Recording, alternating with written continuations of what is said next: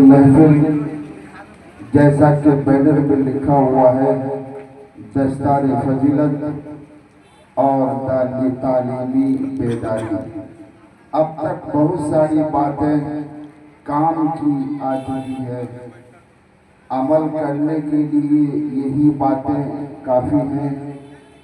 اگر اسی پر ہم چلنا شروع کر دیں تو انشاءاللہ تعالی ہماری زندگی میں تبدیلی آ سکتی ہے، زندگی کا رخ بدل سکتا ہے، حالات بدل سکتے ہیں۔ لیکن اگر ہمیں خود بدلنا نہ چاہے تو پھر نہ زندگی بدلے گی، نہ حالات بدلیں گے اور نہ سماج کا سدھار ہوگا۔ علامہ اقبال نے بہت پہلے کہہ دیا تھا کہ خدا نے آج تک اس قوم کی حالت نہیں بدلی، خدا نے آج تک اس قوم کی حالت نہیں بدلی جس کو نہ ہو خیال آپ اپنی حالت کے بدلنے کا۔ محترم سامعین، جناب سلام الدین صاحب ندوی جو اس اکیڈمی کے ڈائریکٹر ہیں، ذمہ دار ہیں، اور اس اکیڈمی کا نام ہے آسن اسلامی اکیڈمی۔ تو میں دو باتیں صرف کہہ کر اپنی بات ختم کروں گا۔ آپ لوگ تھوڑا سا بیٹھیے، زیادہ اتھل پتھل مت کیجیے، آپ لوگ تھوڑا سا شانتی بنائیے۔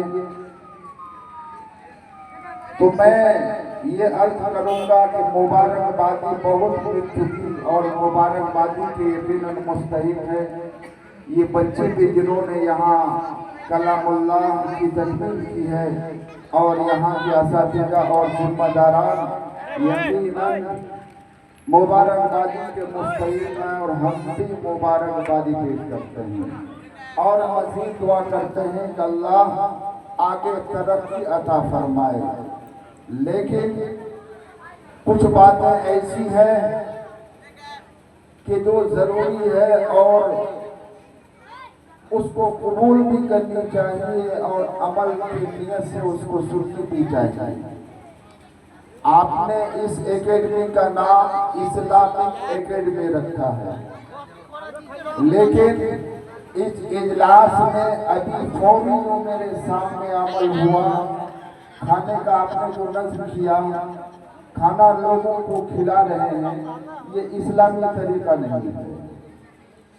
جہاں پر آپ اکیڈمی کا نام اسلامی رکھے ہیں تو ہمارے طور طریقے بھی اسلامی ہونے چاہیے، ہمارا رویہ بھی ہونی چاہیے، ہماری طرز زندگی بھی اسی طرح کی ہونی چاہیے۔ تب اس ادارے سے وہ فیض ملے گا، تب اس ادارے سے وہ لوگوں کو فائدہ پہنچے گا۔ یقیناً پیارے حبیب صلی اللہ علیہ وسلم نے کھانے کا یہ طریقہ کہیں نہیں بتایا کہ نہ دسترخوان ہو، نہ اس کا اہتمام کیا جائے، اور نہ اس کی کوئی شکل ایسی ہو کہ تقریر بھی ہو اور کھانا بھی ہوتا رہے۔ اس لیے ان پروگراموں میں ان چیزوں سے احتیاط برتا جائے، ان چیزوں سے اجتناب کیا جائے، تو میرے خیال سے آپ کے ادارے اور آپ کے اکیڈمی کے لیے بہتر اور اچھا سبب لوگوں کو ملے گا۔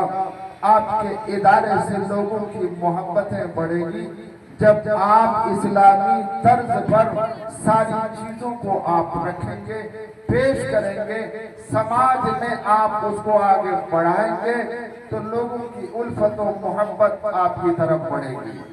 دوسری بات جو میں نے حدیث پڑھی ہے آپ کے سامنے کہ کل قیامت میں حفاظ کرام کے والدین کے سروں پر تاج رکھا جائے گا۔ من قرأ القرآن وعمل بما فیہ، میں نے اس حدیث کو اس لیے پڑھی ہے کہ حفاظ کرام کے والدین کو تاج اسی وقت بنایا جائے گا جب یہ حفاظ جو یاد کرے گا اس پر عمل بھی کرے گا۔ ایسا نہیں کہ کلام اللہ کو حفظ کر لیا اب اس کے بعد کچھ کرنے کی ضرورت نہیں ہے، اسلام پر چلنے کی ضرورت نہیں ہے، اسلامی وضع کرنے کی ضرورت نہیں ہے، اسلامی طرز زندگی کی ضرورت نہیں ہے، اسلامی لباس کی ضرورت نہیں ہے۔ یقیناً اس حدیث میں شرط لگائی گئی ہے کہ حفاظ کرام کے والدین کے سروں پر تاج اسی وقت رکھا جائے گا جب وہ حفاظ یاد کرنے کے بعد، کلام اللہ کو حفظ کرنے کے بعد اس پر خود عمل بھی کرتا ہو۔ ایسا نہیں کہ آپ حافظ بن گئے، سماج میں آپ کے نماز کا اہتمام نہیں، کلام اللہ آپ کے سینے میں ہے، حلال و حرام کی تمیز نہیں۔